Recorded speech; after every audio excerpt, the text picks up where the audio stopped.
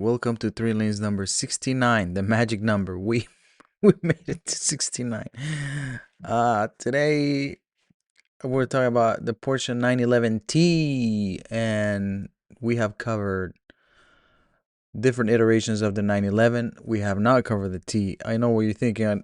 You're probably thinking we already did this one, but we have not. We covered we have covered the 911L, which is like the luxury version, the 911E fuel injected, the 911S, which is the sport, and the 911R. Right, those are the ones that we have an episode on. If you are interested on going back and seeing those or listening to those, because there's nothing to see there, it's 61 for the 911E. It is 911L is 59. 911S is 56, and 50 is 911R.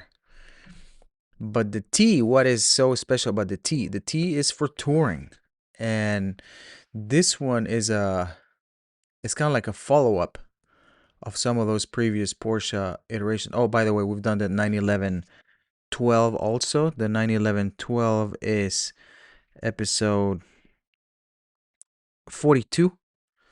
So that's your homework if you haven't listened to those. But the 911T is technically kind of like the follow-up for the 911 12. And in this situation, Porsche wanted to move. By the way, we're talking about interval 1968 to 1973, but Porsche wanted to move to like a more affordable segment of the market. And as some of you may know, this Porsche 911T was revived 50 years later. So we had a more recent version of the 911T, but that's a different different type of car. The idea is similar, but, or kind of like paying homage to it, but the execution's completely different. So the 911 basically made the 911 the 911T made the 911 affordable for everybody. So the 911 already had a name, and we had the 912, which was like a more affordable version of the 911, and now the 911T continued that DNA of performance. And the 911T originated from, or it was produced from 1967 to 1973,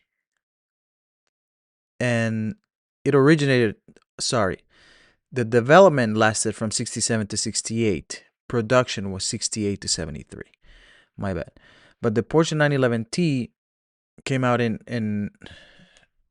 August 1967, or emerged, you could say, and he was as a part of a series lineup, and he was replacing the 4-cylinder 912 from the entry-level segment in the market. So this was the Porsche's attempt to keep going that entry-level car by modifying a few things. So Porsche was expanding its product range, and they were trying to capture different market segments. So the 911T was sitting below the 911L, the Luxe, the 911E, which is the fuel injected, and the 911S, which is the sport. And the T stood for touring, as mentioned before, and it reflected Porsche's philosophy of creating a more accessible driving experience. And it was basically cheapening out on some components, but trying to retain the character of the 911 within that package. So initially, it was available in Europe for the 1968 model year. The 911T was designed as a lower price alternative that would allow more enthusiasts to experience 6 cylinders and 911 ownership.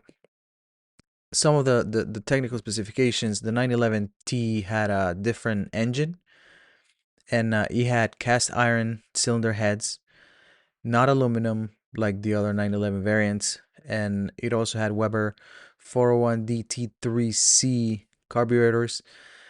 Some of the key specs were, the engine was a 2.0 liter air-cooled flat six, so that technically the configuration technically stayed the same. The power was 110 horsepower, which was way less than the other iterations. For example, the 911L had 130 horsepower and 160 in the 911S. The compression ratio was 8.6 to 1. Transmission was 4-speed manual compared to the 5-speed in the other models. The weight, in this case, there was a benefit here because the 911T was 2,381 pounds, and it was lighter than the other variants except the S. So it was lighter than the L, lighter than the E, only not as light as the S. The performance from 0 to 60 was 8.3 seconds. Wow. Top speed was 130 miles per hour. But again, the engine had more mild, right? I'm sorry for mispronouncing that, but it had mild camshafts compared to the other 911s, a different crankshaft, lower compression ratios, and it produced less power because of this. So despite the reduced performance, the 911T had less weight, around 110 to 190 pounds less than the other competitors, and it was very nimble and it was very good at handling. So that made it a pretty good car for people to race still. So there's, let's see, 1, 2, 3, 4, 5 series of the 911T. I am going to group them. At least the B series is one. C and D series I'm going to group in another section. E series and F series. These are by year. So the B series is the initial one, or the 1969 iteration, which is technically the second iteration, right, of the 911T. That's why it's B. But there were some improvements here for the 1969 car. The wheelbase increase from actually, I don't know if I have the dimensions for the wheelbase, but it increased at least 2 inches from before, and basically made the car better at handling and better with weight distribution. It had flare wheel arches and accommodated wider wheels, and there was now a comfort package option that allowed customers to upgrade interior to like 911E specs, right? So it made it a little better interior wise and actually handling wise. C and D series from 1969 to 1971. This production expanded significantly, now with 15,000 cars made during this period. And the 911T received power increases of now to 125 horsepower and eventually 130 horsepower. So there was the gap of performance was closing with the other models. Then we moved to the E series in 1972, and this model saw 8,200 units produced, so half of the previous iteration. And in this case, the refinements were more so involving safety and emissions. So, cool, but not really relevant here. The F series, it's from 1973, and there's one iteration that's the 1973.5.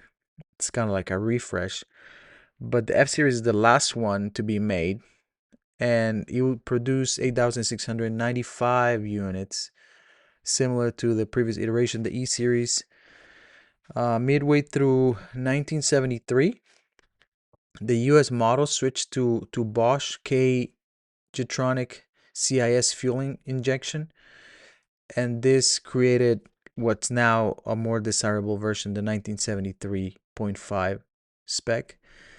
And these late models feature larger impact absorbing bumpers to meet the 2.5 miles per hour crash standards and are considered among the most collectible early 911s.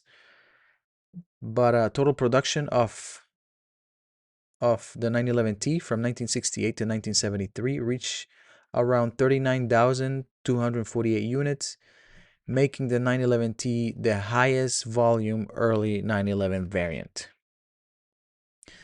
Now, there was some motorsport heritage, like mentioned before, because people found out that there was still a good, I mean, it's a 911 at the end of the day, so it was good to race. And despite being entry level or positioned as entry level, the 911T had quite some success in racing and more specifically in rallying. And there was this lightweight 911T/R homologation special, and this was built in very, very limited numbers. It was approximately 35 examples in 1968, and it dominated Group 3 GT competition. Some of the most notable victories is the Monte Carlo Rally win. This is different drivers, by the way, and it's in 1968 and 1969. There's some other competitions that were won, but those are the most notable ones. So the motorsport success provided market credibility, like usual, right? Porsche has been leveraging that for as long as we remember.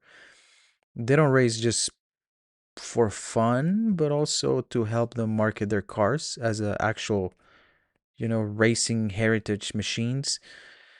And it was kind of like even the entry level 911 has genuine performance capability when it's prepared properly, kind of thing. The Now, if we move to the modern revival, the 2018-2019 911T, this is 40 years after the original 911T was discontinued, and Porsche revived the nameplate with the 991.2 Carrera T in 2017. And this modern interpretation kept the original philosophy of a lighter car, more focused on driving, and based still in the Carrera, but with performance enhancement and reduced equipment. Something somehow, and I'm saying somehow similar, very, very lightly similar to the 911R. The 911R is completely going hardcore, but this one is, kind of like, yeah, we're going kind of like the same way. Same idea kind of behind it. But the 2018-2019 911T had a 3.0 liter twin turbocharged flat six, and it produced 370 horsepower, almost double, triple whatever you had at the beginning of the 911T. The weight reduction through rear seat delete, thinner glass, and reduced sound deadening. Those were the weight reduction improvements. There was a PASM sport suspension, sport exhaust, Porsche torque vectoring as standard, manual transmission with shortened shift lever, 7-speed, or there was an optional PDK. The pricing at the time was 103. This is dollars, by the way, 103,150 USD, and it was positioned again, now not at the bottom, but between the base Carrera and the Carrera S. So the production numbers were very limited, again, because this car was targeted different.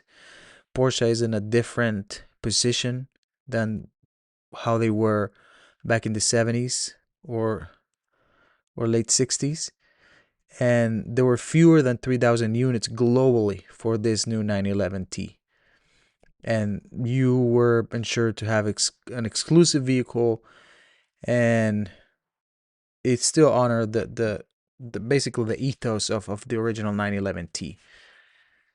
Now, I know we've been talking about the product, but if we talked about the product, it's basically engineer simplicity and driver focus. So the core product strategy is basically the example of Porsche's product differentiation within its own lineup, and it occupies a very, very well calibrated position that balance accessibility with performance credibility. So the product philosophy center on three things, three pillars we could call. One is the lightness through reduction. So the 911T, it was more about what it didn't have, right? It's not what do I get with it, but what it doesn't have. And the carpeting was different material, was Perlon instead of premium materials that you could get with the other 911s. Steel disc wheels, a standard. The Fuchs alloys were optional. There was no wooden dashboard trim. Simplified interior, matching the 912, and 4-speed transmission, right? So you lose 1 speed with this 911T. The weight savings approach created a more pure driving experience with the 911T being the lightest production 911 available besides the S, and provided a better power to weight dynamics than raw horsepower. But let me check on the weight. I'm seeing here that the 911S, no, it says the 911S is less heavy, because we have the 911T being a 2,381 and the 911S a 2,330. But yeah, so performance differentiation, we have some differentiation there. The T having less power between 110 to 130 horsepower, 911E with 158, and 911S with 160 to 190. I'll put this as a table on the blog post that accompanies this episode. There's a 0 to 60 miles per hour. The 911T 8.3 seconds, 911E 7 seconds, and the 911S 6.5 seconds. Weight we already mentioned, and again price positioning. The T was entry, E mid-range, and S performance. Then we have the homologation capability.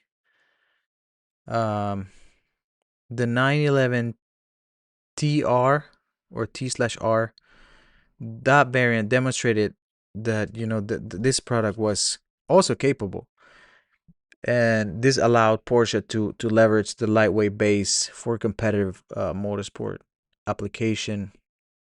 And again, the features were for the 911 TR, where weight reduced, body with sound deadening removed, rally kit with upgrade engine, now up to 180 horsepower, which is mid-range for the 911S at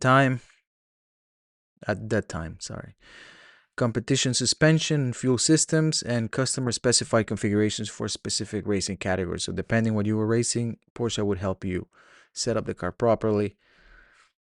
Then we move to the product lifecycle assessment. So we have different phases for the 911T. We can call the 1968 car as the intro phase of the car. The growth phase could be the 1969 to 1971. The maturity phase is the 1972 to 1973, where we get to fuel injection adoption and regulatory compliance. The platform became more modern as the 911T reached basically the peak of its production. If we move to price, in pricing from 1968 to 1973, Porsche had this specific strategy. It was basically value-based positioning, right? Because it is the most affordable 911 that we have out there at the time. 1968, the launch price was $6,315, around $56,000 or $60,000 today, adjusted with inflation, and it was below. It was 20 to 25% below the 911S. Premium of approximately 20% over the outgoing 912. So an increase of price of 20% over that car. The 1960 sports car market feature other competitors like the Jaguar E-Type, similar pricing with V12 performance, BMW 2002, which we also have covered. This one was lower priced at 3,500 to 4,000. The Chevy Corvette in America was a American performance alternative, and it was the pricing. I don't know the price of this one, but it was something comparable. The Ferrari 250 series, way higher price at $18,000, but this was a completely different segment. By the way, we have an episode on the 2002, which is number 35, if you're interested to listen to that. The 911T pricing strategy also balanced three objectives, right? Because it was market expansion. They were attracting buyers who could not afford the 911S, but they wanted to experience the brand. Margin optimization. They wanted to standardize some components and simplify some of the specs to reduce the cost while preserving some of the margins of when they sell these cars. Portfolio management. They created a more clear price clearer price performance tiers that encourage upselling to higher specification models. So it's kind of like a ladder, right? They will make you climb the ladder until you reach the 911S. The modern pricing for the 911T from 2018 to 2019 is a bit different, mainly because, well, the price is one. The launch price was $103,000 base. It was positioned just $3,000 below the Carrera S, which was $106,000 at the time. And with options, when you tested the car, it was around $130,000 to $135,000. So that's adding all the options that you would see on cars that you could test drive. Premium of approximately 15% over the base car. And the pricing was not what they were trying to get at to the customer. It's a different logic behind it. So the 911T, since it was limited, it's more like a scarcity premium type of object, right? So you have limited production, and it's basically a very exclusive product. You get value through that, and it justifies the price closer to the high performance models by scarcity.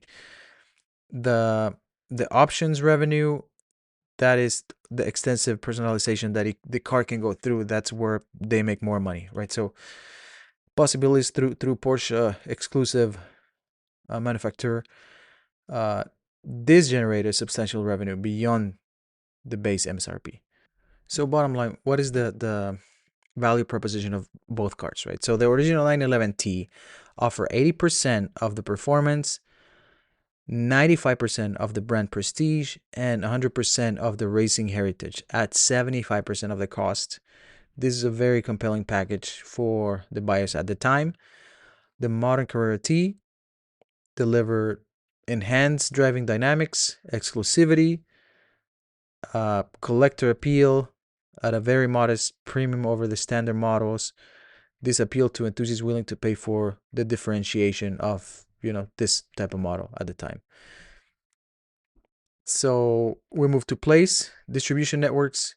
So in the 60s to 70s, the distribution was very different, right? So at least in Europe, there was an independent distribution network established in 1962. There was some direct to factory relationship with authorized dealers. or exclusive dealership agreements, ensuring brand control and service standards. The US market, that's a different evolution. That's something that I'm really intrigued by and I would like to touch on. I think the people from Acquire, they have made a podcast about Porsche the brand, right? So if you're interested about listening about just Porsche the brand, not just a single model, I would go listen to that. That's around 2 to 3 hours. They did it with Doug DeMuro, and it's a really, those episodes are really really cool. They go and investigate the whole thing, the whole topic that they're covering for a month, I think, and then they give you this huge podcast, but it's so good when it comes to information. I do, oh, I at least I try to do the same, but in a span of a week. So obviously the density of information is way less. So let's back to US market evolution. The 1950 to 54, Mr. Max Hoffman served as a exclusive US importer for Porsche.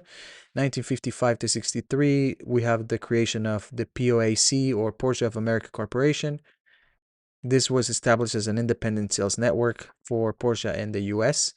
In 1963 to 1969, Porsche managed direct import, relocating headquarters from New York to Teaneck, New Jersey to accommodate growth. Now, in 1969 to 1984, Porsche Audi division of Volkswagen of America managed the distribution through 14 wholesalers and 150 dealerships. This was in the 80s, right? Now, if we go to the distribution of the newer Carrera T, the 2018 to 2019, it was a very, very different market that Porsche was facing. So different dynamics applied. There was an allocation system, so there was a limited production required dealer allocation management. The customer relationships played a big role when trying to acquire this car, and Porsche purchase history influenced the allocation access. European delivery programs provided alternative acquisition paths and reduced dealer inventory obligations. There was some direct customer engagement.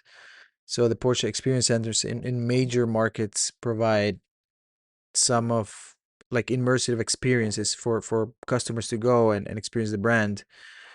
Online configurators enable detailed personalization before dealer contact. So you could, like nowadays, you can go to any brand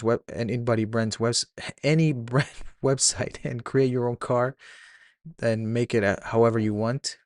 Digital marketing created a direct to customer relationship. So from here, if we move to promotion, the promotion strategy between the old 911T and 90 and the current or 2018 911T is again completely different. We have different strategies, but some are common, or there's a common denominator in between both, which is motorsport and marketing, or as marketing, better said. So between 1968 and 1973, what they did was the racing success from in 1968, 1969 with the Monte Carlo rally. That gave them some tangible results that could help them promote the car a little better. Not a little, a lot better, right? So every level of Porsche 911 had a heritage pedigree, but there was also some more rally success between 1969 and 1970, which still gave him visibility to the enthusiast. There were some factory supported customer racing programs with the 911 TR or T/R, whatever you want to call it. But these enabled private parties to compete successfully and generated grassroots brand advocacy pretty much. Um, there was some print advertising media back in the day. You know, newspapers, half page vehicle photography in these papers or magazines, whatever. But there was some editorial coverage back then in magazines. But that was another way of marketing back then. Then there was there's also the difference between that type of marketing to the modern promotional strategy in 2018 to 2019 for the Carrera T. So we still have the heritage storytelling, like I said. They emphasize the 50-year lineage, connecting with the original 911T. There was a limited production, which created urgency for people to buy the car, right? Thinking that scarcity was not gonna let them buy the vehicle. Let's see, digital and social media. That's not the same as the print media that we had back then. This helped the brand broadcast wider the intent with creating this car. There was influencer partnerships and all that stuff, online configurators again. And yeah, I think the biggest one here is probably scarcity marketing, the limited allocation of cars, the no cost options, you could call options, the rear seat delete, you don't have a back seat. This communicated the purpose of the car, right, which was racing basically. And one thing that I want to make clear is that we did not cover the 2023 to today iteration of the 911T. We might cover that in another episode. I don't know, but I just wanted to compare that first iteration to the initial iteration. And again, I don't want to go too long, but this is where we'll leave it. Thanks for your time. I appreciate it. If you want to hear about the 911T current iteration, let me know, but this is it. That's what I have. Thank you so much. Thank you for stopping by. See you next time.